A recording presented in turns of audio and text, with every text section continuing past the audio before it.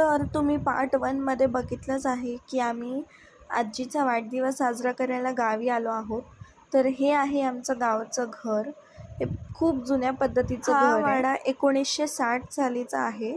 हा वाडा माझ्या पणजोबांनी बांधलेला आहे आणि तो अजूनही तसाच आहे. बिलकुलही ह्याला आम्ही रेनोव्हेशन नाही केलेलं आहे.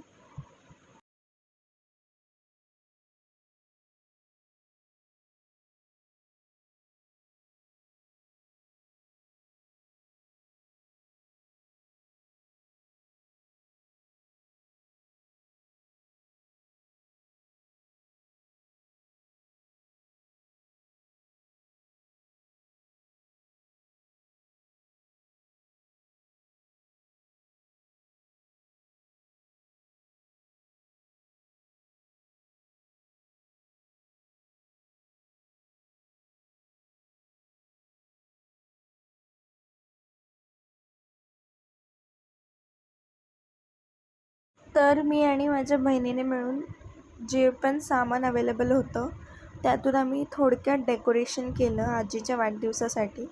कारण इकडे गावाला काहीच सामान मिळत नाही. साधे बलून्स पण नव्हते कारण हे खूप जुन्या पद्धतीचं गाव आहे. इकडे म्हणजे काहीच खूप खेडेगाव टाईप आहे हे आमचं गाव.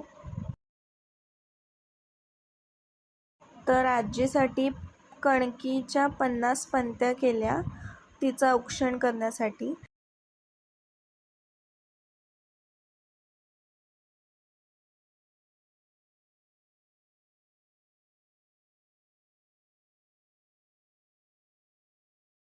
आईने, आत्याने आणि काकीने तिचं औक्षण केलं आणि तिच्या इतर गावातल्या मैत्रिणीसुद्धा आल्या होत्या. सर्वांनी मिळून तिच्यासाठी बर्थडे सॉन्ग गायलो आणि तिच्या वाढदिवसाचा केक कापला.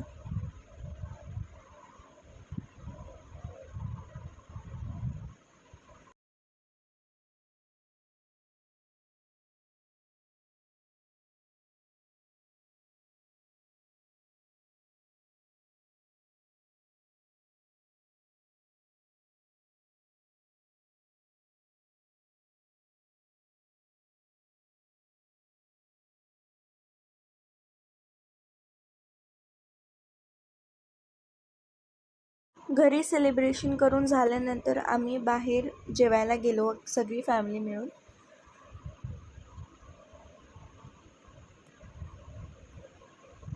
आम्ही mutton handi, chicken handi, butter chicken, chicken tandoor, paneer tikka अशी वेगवेगळे डिशेस खाल्ल्या आणि खूप टेस्टी होतं इकडचं जेवण.